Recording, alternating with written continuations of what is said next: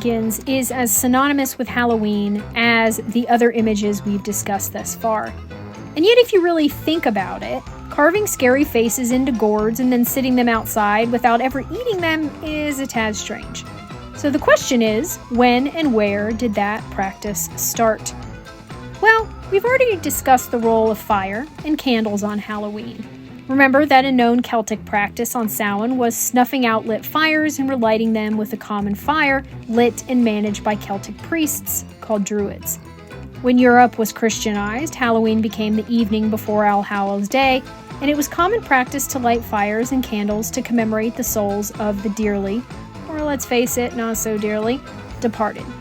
When one adds in the historical practice of burning heretics, then burning witches, burning various people in effigy, lighting fires on Guy Fawkes Day, aka Bonfire Day, and then the widespread arson that characterized Halloween in the later 19th and early 20th centuries, one can certainly say that pyromania, in its various forms, is an indelible aspect of Halloween. When it comes to the carved pumpkin element of this spooky flame gourd cocktail, that history is a tad more complicated. Remember that historically, pumpkins and other gourds were harvested at the end of the summer, which is why they have long been associated with the autumn equinox and the fall season in general.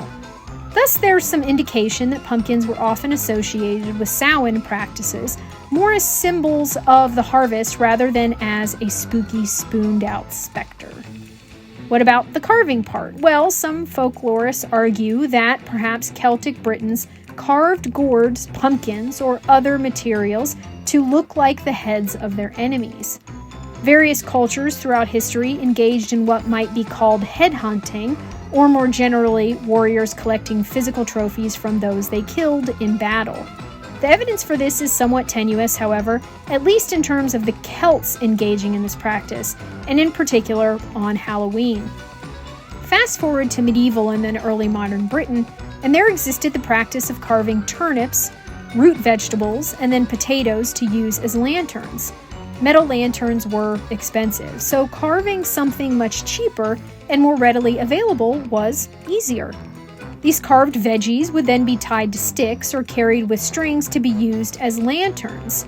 Rather than just boring openings, people potentially carved faces and various other images, especially if said lanterns were used on Halloween by those hoping to ward off any souls wandering the earth on All Hallows Eve. But this is what we might call hearsay, rather than established historical fact. Another potential folklore origin of the name, and by extension the practice, is tied to the specific name we give these hacked-up herbaceous fruits, jack-o'-lanterns. It might be tied to an Irish myth about a man named Stingy Jack, sometimes called Jack the Smith, Drunk Jack, and Flaky Jack, among others. As a side note, Jack was a generic English name by the early modern era, much like John Doe today.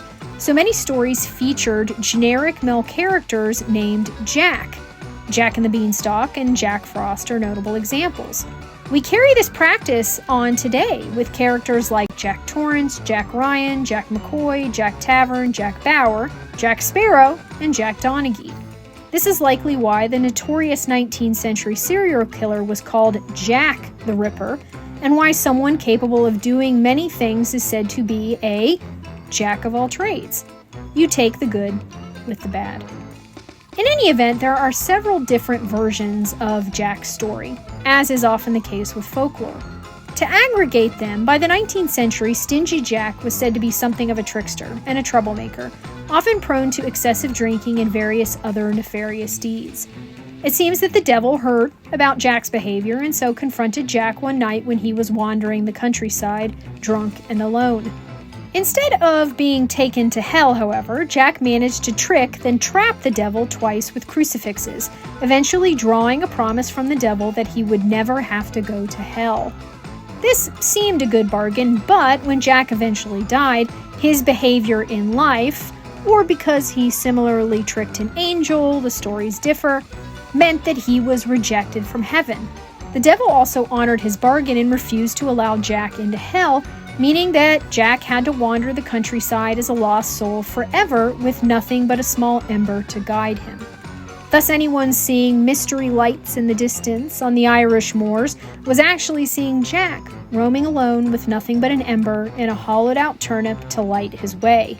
Because of this, Stingy Jack was also known as Jack of the Lantern or Jack-o'-lantern.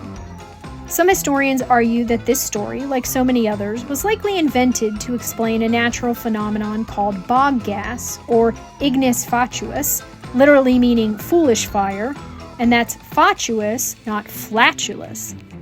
Bog gas, similar to swamp gas, is common in northern climates like England, Scotland, and Ireland, just as swamp gas is common to warm, wet climates like the swamps of the southern United States.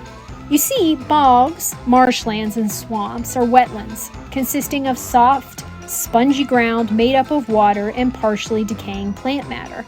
That process of constant decomposition creates gas, commonly methane, which at times can catch on fire and create spontaneous light in a process called bioluminescence. On top of that, these wetlands are to this day rather dangerous for people to roam around in, at the very least because the ground can have a quicksand effect or sinkholes that can cause people to get stuck or even drown. These aspects of bogs were so notorious, frightening, and yet mysterious that prehistorical Britons often put bodies in the bogs, either as sacrifices or perhaps as capital punishment for crimes. Overall, this combination of light, remoteness, and danger contributed to the myth of the Will-o'-the-Wisp, which was either a ghost or a fairy-like elemental spirit made of light that, while beautiful, might have been intended to pull people deeper into dangerous places. In Ireland in particular, these lights were also said to be Stingy Jack or Jack of the Lantern, wandering around forever lost. It's possible, therefore, that gourds were carved in part to echo Jack's own lantern, or perhaps to create a safer lighted distraction to the more dangerous lights in the distance that could draw people to their deaths. While such stories were written about in the 19th century in the British Isles, it's clear that pumpkins more generally, and carved pumpkins specifically, had already become part of American Halloween practice. Pumpkins were far more common in North America than in Britain and were easier to carve than small gourds or potatoes, which is likely why that practice was adjusted in the New World. Then famously, in Washington Irving's 1820 The Legend of Sleepy Hollow, the terrifying headless horseman threw a pumpkin at the terrorized Ichabod Crane, who was never seen again. Considered one of the most well-known and widely read early American horror stories, soon depictions of the cranium-deficient Hessian included not just a pumpkin head, but a flaming jack-o'-lantern noggin, ready to terrorize people on Halloween. By the 1860s, carved pumpkins with candles inside had become a common feature of the holiday. In 1866, the Kingston, Ontario Daily News reported on November 1st that, quote, "The old-time custom of keeping up Halloween was not forgotten last night by the youngsters of the city. They had their maskings and their merrymakings, and perambulated the streets after dark in a way which no doubt was mightily amusing to themselves. There was a great sacrifice of pumpkins from which to make a transparent head and face, lighted up by the unfailing 2-inch of tallow candle." End quote. On November 23, 1867, Harper's Weekly contained an image of a jack-o'-lantern, perhaps one of the earliest in the United States, titled "The Pumpkin Effigy." By the early 20th century, the image was synonymous with Halloween, thus adorning ads for products and stories about holiday doings on a regular basis. With this indelible link established, the tradition continued into the modern era. In 2018 alone, over 1 billion tons of pumpkins were harvested, the vast majority of which were carved rather than eaten. The Guinness Book of World Records has several pumpkin-related records.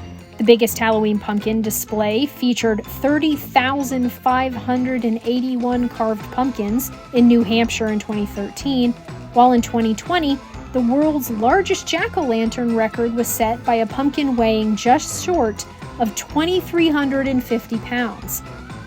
A man just last year broke the record for the longest river paddle riding, you guessed it, a pumpkin rowing 38 miles in total. And while this might seem a strange thing, people wrote about Native Americans doing the same thing as far back as 1866. Numerous shows and public events feature pumpkin carving contests, while the theme of pumpkin-flavored fall food is frankly a tad out of control. Do we really need pumpkin spice salmon, deodorant, Spam, and cheese curds? There's even some not safe for work pumpkin-themed things, much to this historian's great surprise. You do you, as they say, but for me, pumpkin cup noodles really are a bridge too far. So, this October 31st, drink a pumpkin spice latte, eat some pumpkin bread covered with pumpkin-flavored butter, and carve a scary face onto a saffron-colored squash. Maybe think of poor old Jack wandering the moors and wonder about how this odd but fun practice came about. Just don't get too bogged down into the details. Squash that desire, or you'll be swamped by the specifics. And who needs that on Halloween?